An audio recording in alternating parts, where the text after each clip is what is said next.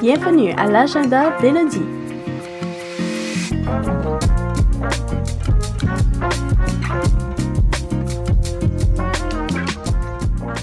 Là où on parle de la communauté ténoise.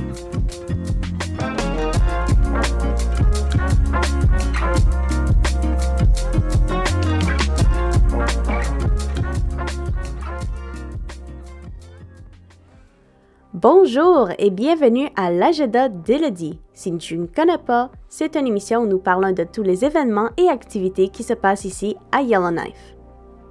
Si tu as manqué une partie de notre émission ou que tu aimerais simplement réécouter cet épisode, tu peux le retrouver sur mediaténois.ca.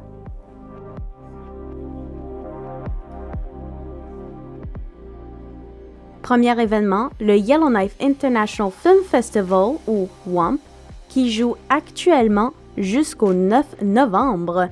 Le Yellowknife International Film Festival, ou le YKIFF, organisé par WAMP, transforme la ville en véritable célébration du cinéma nordique. Du 5 au 9 novembre, projections gratuites et payantes se succèdent dans plusieurs lieux.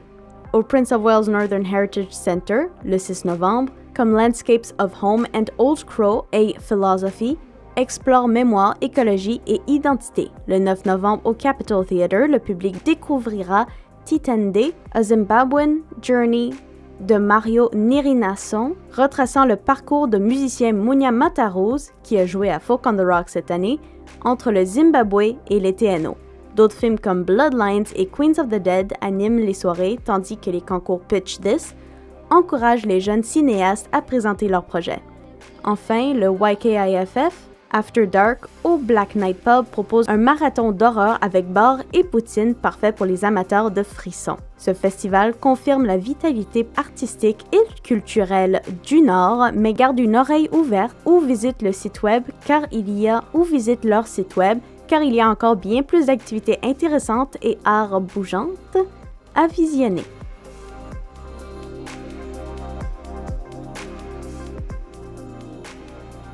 Théâtre au NAC le 6 novembre. Le NAC présente à partir du 6 novembre à 19h la comédie délirante Pantalone Runs for Mayor. Cette commedia dell'arte mélange improvisation, satire et participation du public dans une intrigue pleine de rebondissements politiques. Quand le rusé Pantalone décide de briguer le poste de maire, s'ensuivent manigance et trahison. Le public joue un rôle dans le déroulement de l'histoire, rendant chaque présentation unique, et les réservations sont recommandées. Alors, ce spectacle est destiné aux 14 ans et plus, et pour une chance de voir ce spectacle qui dure environ 3 jours, il vaut mieux que tu réserves ton billet le plus tôt possible.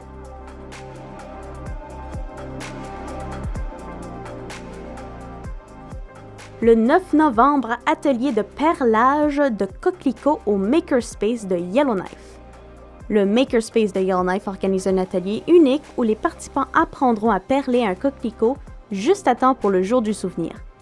Guidé par Denis, une vétéran autochtone, l'atelier offre une introduction aux techniques de perlage traditionnelles. Tous les matériaux nécessaires seront fournis et les dons au Poppy Fund sont les bienvenus. Cet événement allie créativité, mémoire et reconnaissance envers les anciens combattants.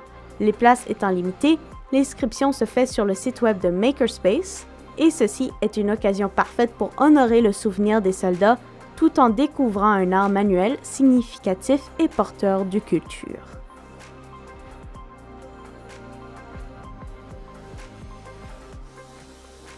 Lancement du rapport communautaire du Northern Mosaic Network le 13 novembre.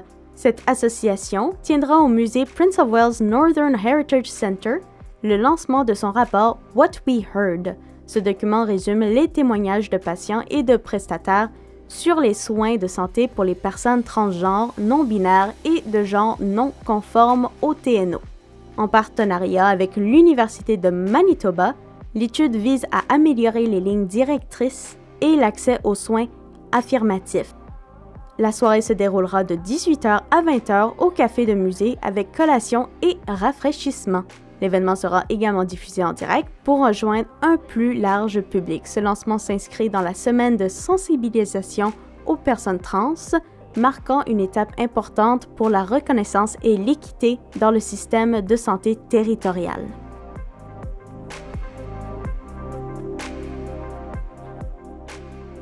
Wax and Wine le 13 novembre, organisé par le club de ski de Yellowknife.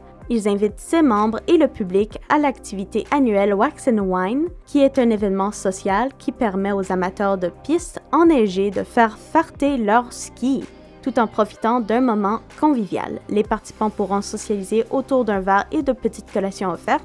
Le service de cirage coûte environ 30 $ par paire. Et c'est une belle occasion de préparer la saison hivernale, de rencontrer d'autres personnes passionnées et de soutenir les jeunes skieurs locaux. L'événement se tiendra le 13 novembre de 19 à 22 h à la cabane du club de ski.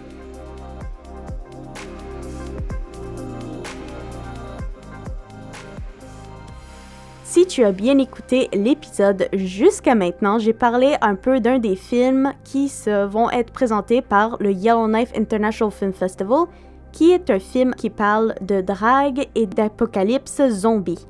Eh bien, le prochain événement est un peu en rapport avec ça. Ça s'appelle le Alpocalypse Drag Gets Weird, le 14 novembre. Alors, le cabaret Alpocalypse Drag promet une soirée déjantée à Yellowknife en hommage au roi de la parodie musicale Weird Al Yankovic.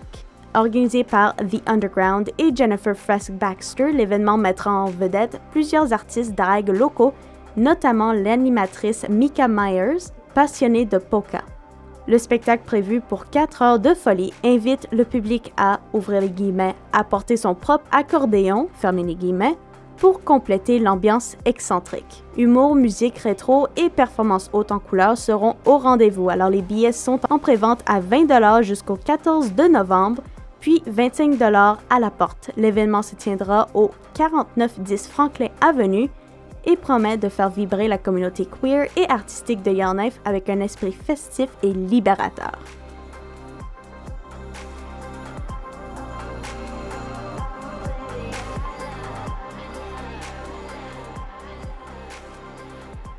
Le Yellowknife Artist Run Community Center 51 Years in the Biz, le 19 de novembre.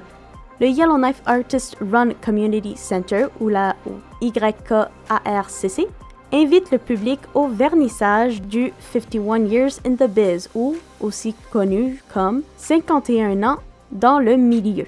Une exposition mettant en vedette l'artiste Mike Mitchell. L'ouverture aura lieu le 19 novembre de 18 h à 20 h au Yellowknife Visitor Center dans le Center Square Mall. Fidèle à l'humour de l'artiste, un buffet de hot-dog remplacera les traditionnels plateaux de charcuterie. L'exposition retrace plus d'un demi-siècle de carrière et d'expérimentation artistique. Elle offre un regard à la fois rétrospective et célébratoire sur le parcours d'un créateur marquant de la scène locale. Ouverte tous les jours de 10 h à 18 h jusqu'à la fin février 2026, elle promet d'attirer amateurs d'art et curieux. Déjà, il y a une quarantaine de personnes qui ont manifesté leur intérêt pour cet événement festif et accessible à tous.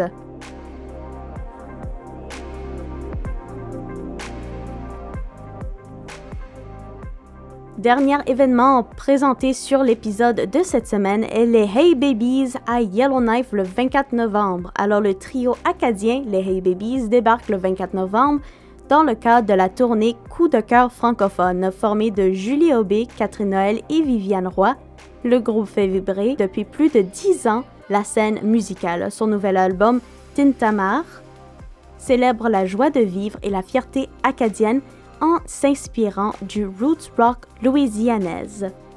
Une soirée festive remplie d'humour, d'amitié et de musique entraînante en perspective à déguster au Black Knight Pub. Ouverture des portes à 18 h, spectacle à 19 h 30, billets à 25 $ pour les membres de l'AFCY et 35 $ pour les non-membres. Alors ceci serait une bonne raison de devenir membre de l'AFCY et de ne pas arriver en retard. Eh bien, c'est tout pour notre épisode d'aujourd'hui. J'aimerais te remercier d'avoir écouté cet épisode. Si tu as manqué un morceau ou que tu aimerais le réécouter, tu n'as qu'à le retrouver sur mediatinois.ca. Je suis ton hôte Élodie Roy et je te souhaite une merveilleuse journée.